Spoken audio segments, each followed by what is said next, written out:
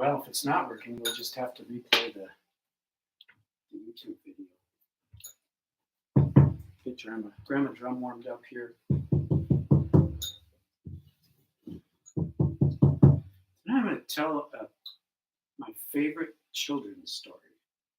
And I heard this story a long time ago on a record from Danny Kaye. And if you don't know who Danny Kaye is, he was an amazing actor and singer and dancer, and he was a really good storyteller.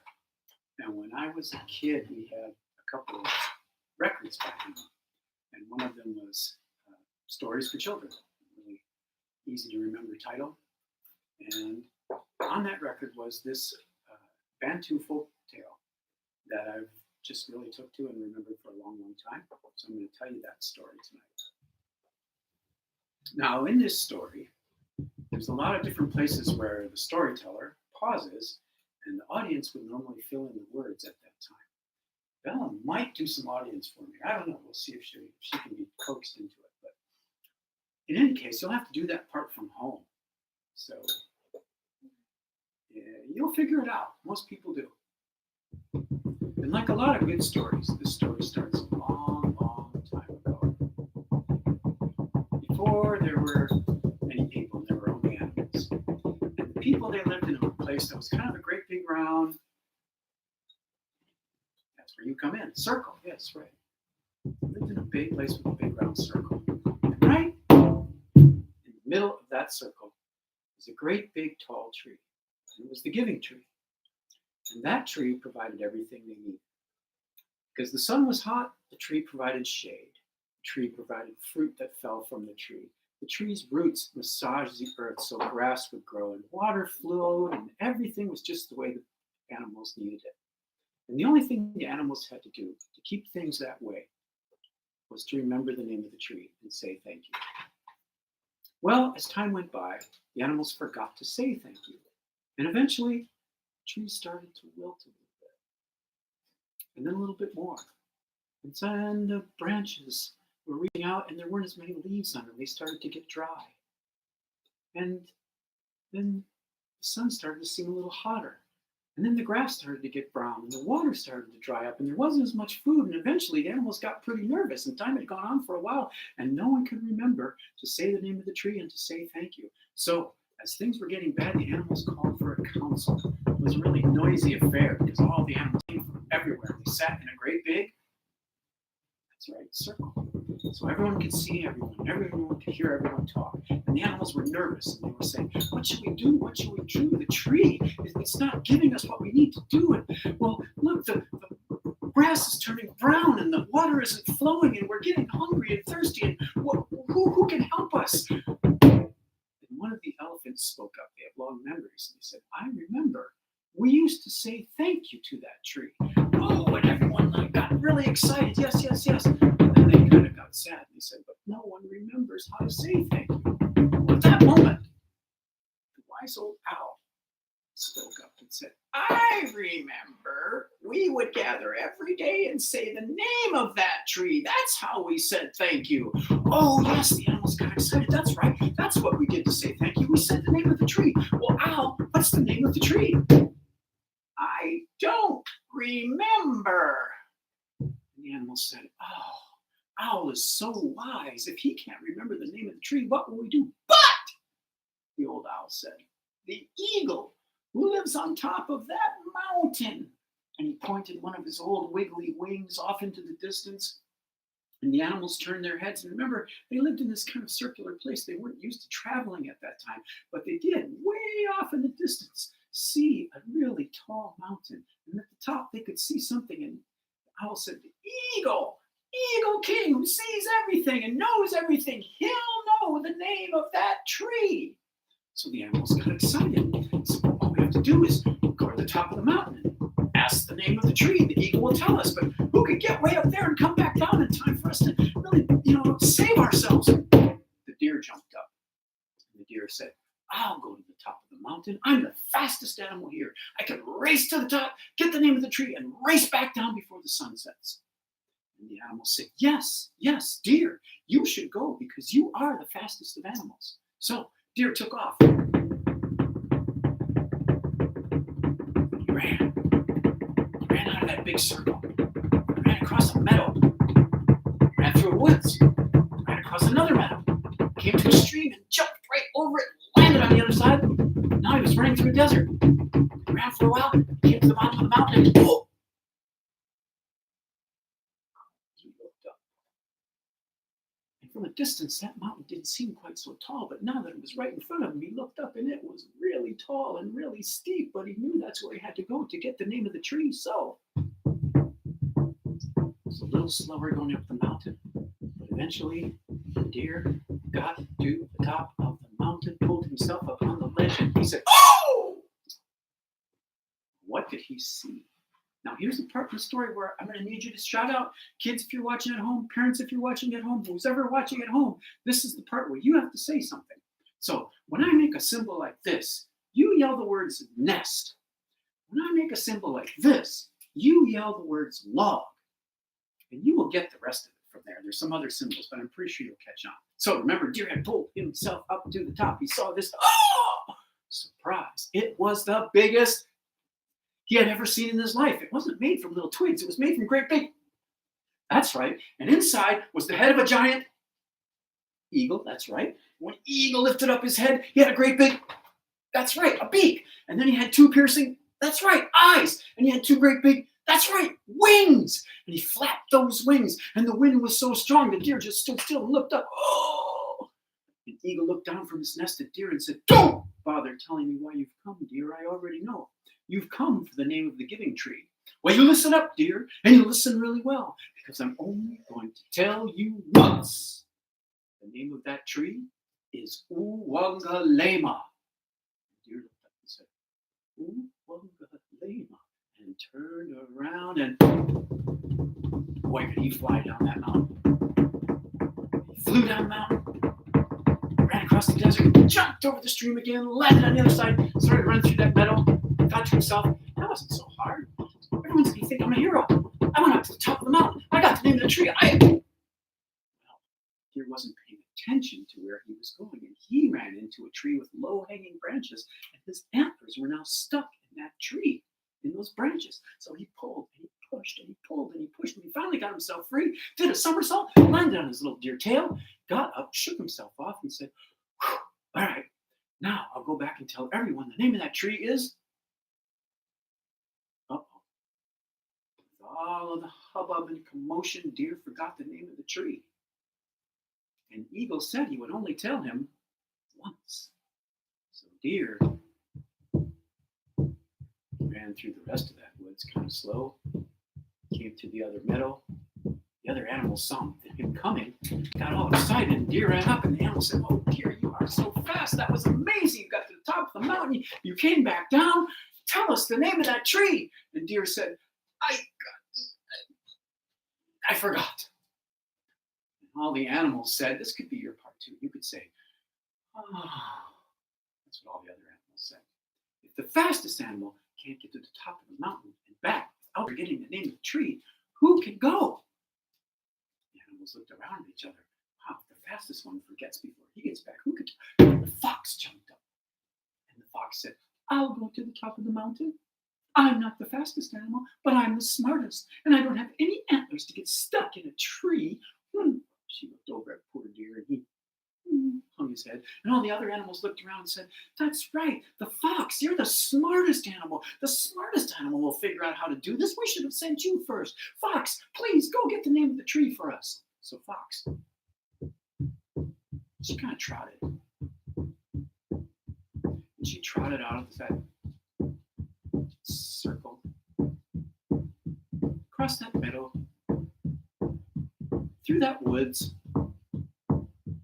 across the other meadow. She got to that stream and she dog paddled her way across, shook herself off, and she walked across that desert in her little foxtrot way. She got to the bottom of the mountain and she said, "Oh!" She looked up, and sure enough, that mountain was really tall, but she knew she had to go to the top to see the eagle to get the name of the tree, so she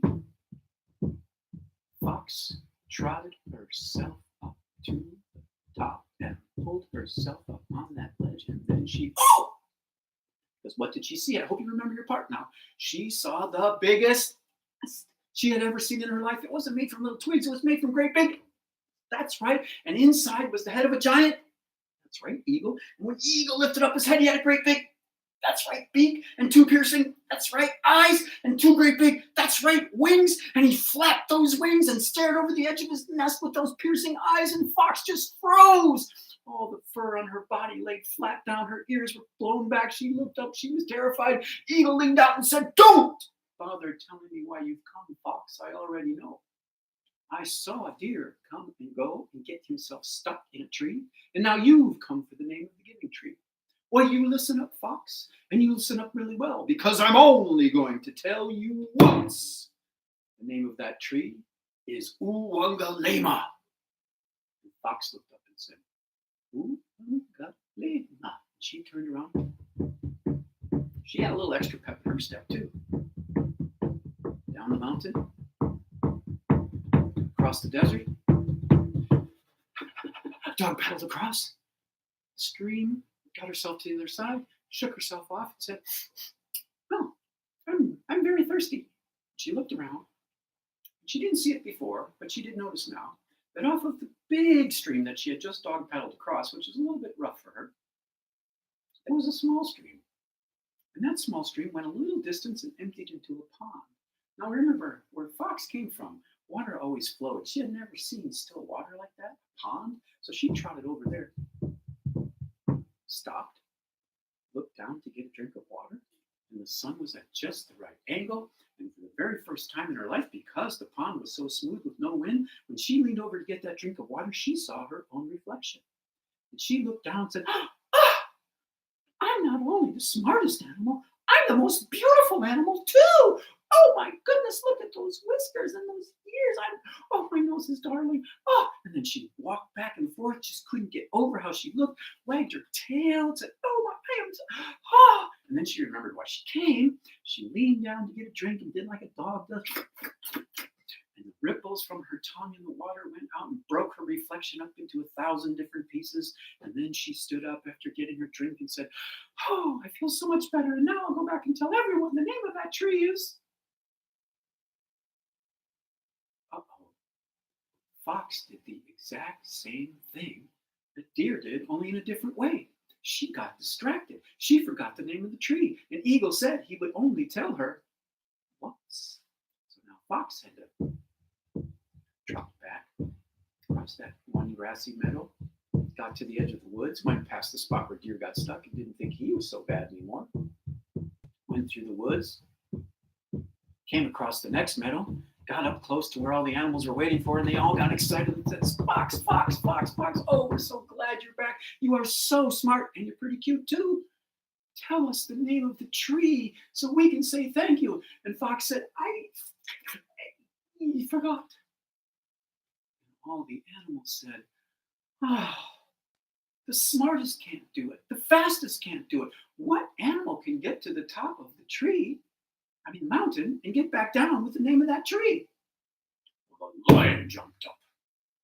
The lion said, "I'll go to the top of the mountain. I'm the strongest of all beasts, the king of this place."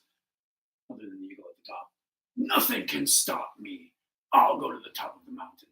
And all the animals looked around and said to themselves, "Of course, lion, the strongest, the bravest, the most incredible. Why didn't we send you in the first place?"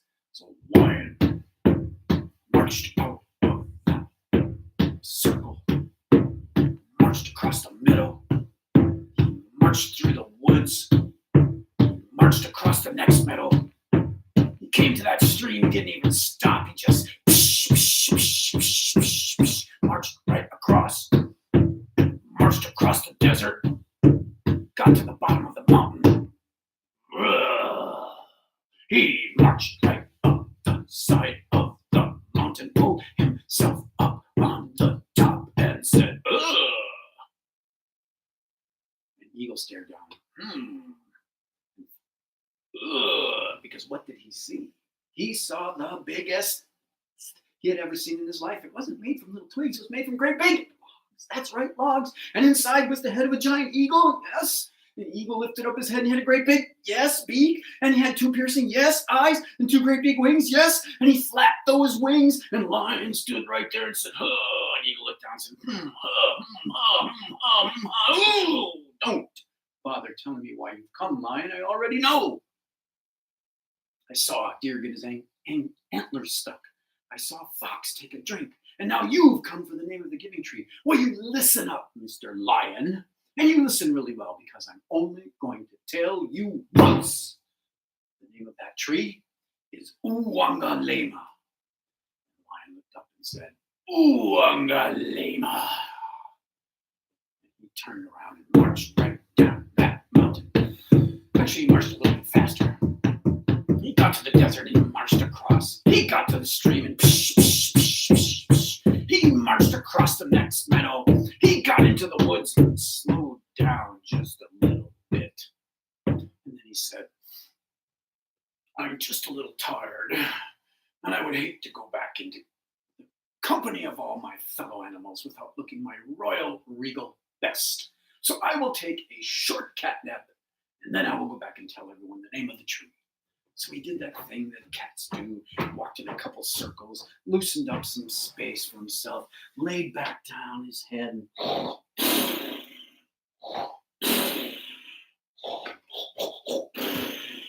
had some dreams, stretched himself out when he woke up, took a look around, said, now I'll go back and tell everyone the name of that tree is... Lion, the bravest, strongest, king of beasts, did exactly what fox and deer did.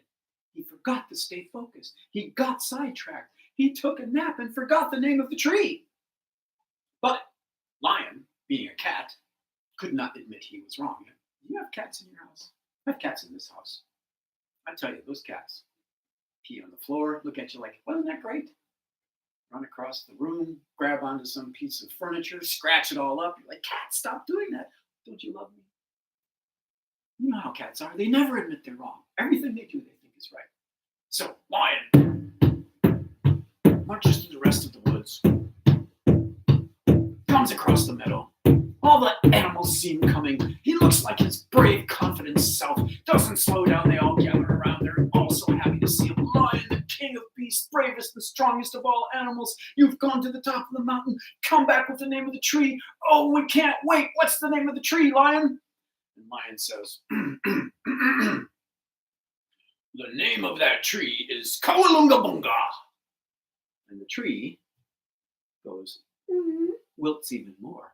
And the animals are scratching their heads. They go, Lion, are you sure about the name of the tree?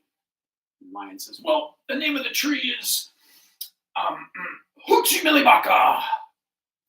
And the tree goes, ooh, a little farther. So the animals look around and they say, Lion, are you sure about the name of the tree? And Lion says, well, actually, the name of the tree is, I forgot her. And all the animals go, oh, no. Oh, the bravest and strongest king of beasts can't do it. The smartest and prettiest can't do it. The fastest can't do it. And Eagle's probably getting tired of telling animals the name of the tree. Who can pull off this job? And they all start talking amongst each other again. And no one's standing up to volunteer because the seagull, they're afraid of him now. And then they hear a voice. I'll go. The animals look around. And then they have to look down on the ground.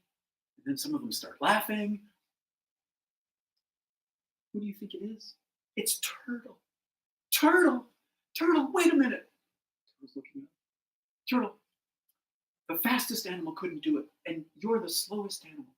Turtle, the smartest animal couldn't do it, and you're really not that bright, Turtle. And Turtle, the bravest and strongest of all beasts couldn't do this, and you hide in your shell every time a butterfly goes by. How will you do this really important job, Turtle? Turtle looks up. He looks around and he said, no one else wants to go, do they? And all the other animals looked around at each other and they had to admit Turtle was right about that. No one else wanted to go. So they finally said, yes, Turtle, you go and good luck. So Turtle started out. was very slow, of course. But before Turtle even left the big circle, he went over to see his mother. And he said, "Mother, if you have to do something really important, what's the best way to succeed?" And his mother thought for a moment, and she looked at Turtle and she said, "Turtle." Now, when I usually tell this story to a group of people, they have to remember these symbols and repeat these things after me. So follow along if you can. Turtle, you keep your eye on the prize. That would be you. Your heart on the goal.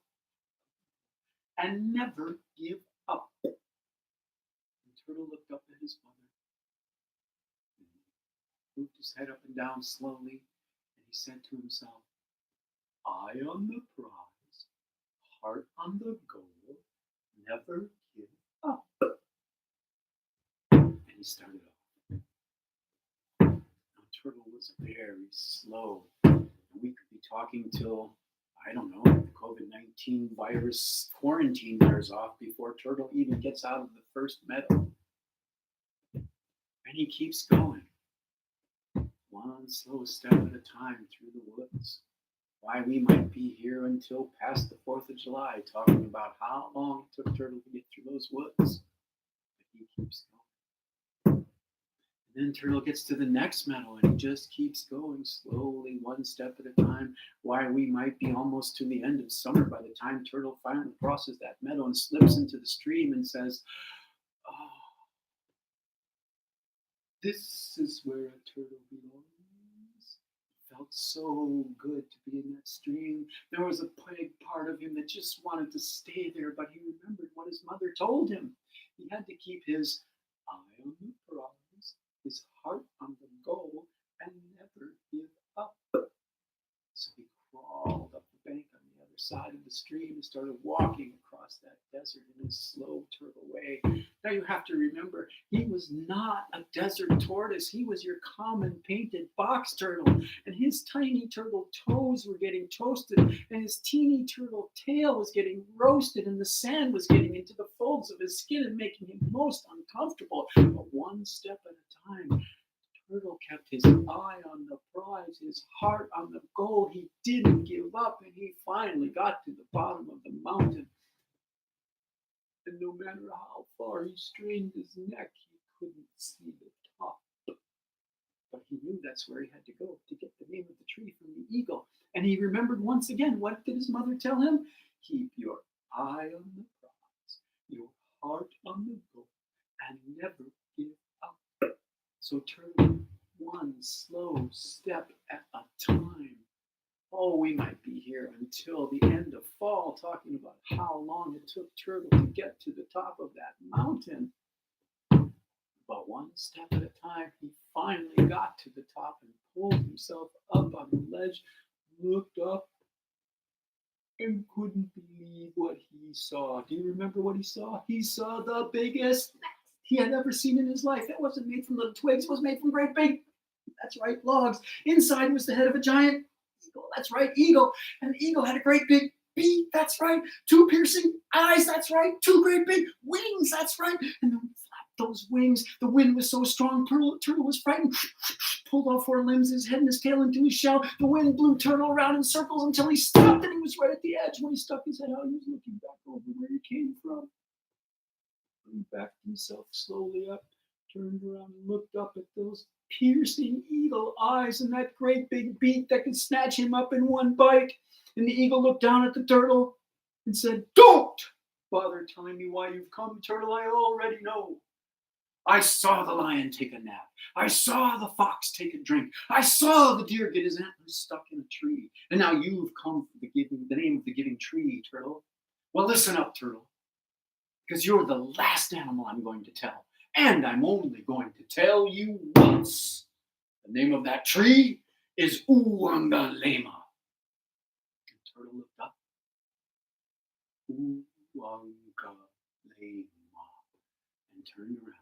And step by step, and with every step as he went down that mountain, Uwangalema,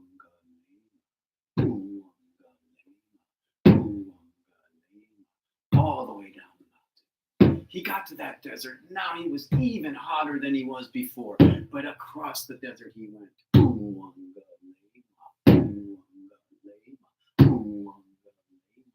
Turtle got to the stream, and it felt even better than the first time when he slipped himself in. He swam across. So tempted to stay in the water where he could be comfortable, but all the other animals were depending on him, and his mother told him to keep his eye on the prize, his heart on the goal, and never give up. So Turtle crawled out the other side of that stream and started to walk across the meadow, right past the spot where the fox took a drink. Did Turtle stop? No, he said,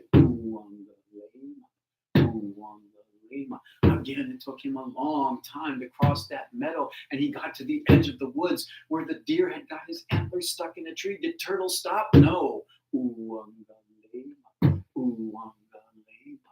Turtle crawled his way deep into the woods. He came to the spot where even the mighty lion had to stop and take a nap. Did Turtle stop? No, he did not. It took him a long time, but he finally came out the other side of that woods. Then he was crossing it in the last meadow. Eventually, the animals could see him coming in the distance, and they didn't want to wait for Turtle to get to them, so they all ran towards Turtle. The earth was shaking. A big cloud of dust was coming up, and everyone was headed towards him. Turtle was frightened. He pulled himself into his shell and sat tight. The animals gathered around him in a circle. They started knocking on his shell. Turtle, Turtle, Turtle, come out of that shell. Turtle! Turtle. He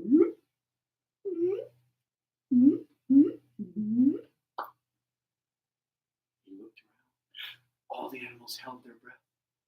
And Turtle said, "The name of that tree is Uwangalema." And all of the animals, and you can be like animals right now, on the count of 3, shout Uwangalema. 1, 2, 3, Uwangalema! And the tree heard its name for the first time in a long time, and it stood right back up straight. Branches grew out, leaves appeared, fruit started dropping, water started flowing, grass started growing. Everything was set right. All because Turtle listened to his mother, and he kept his eyes on the prize, his heart on the goal, and he never gave up. And that is how Turtle saved all of the animals.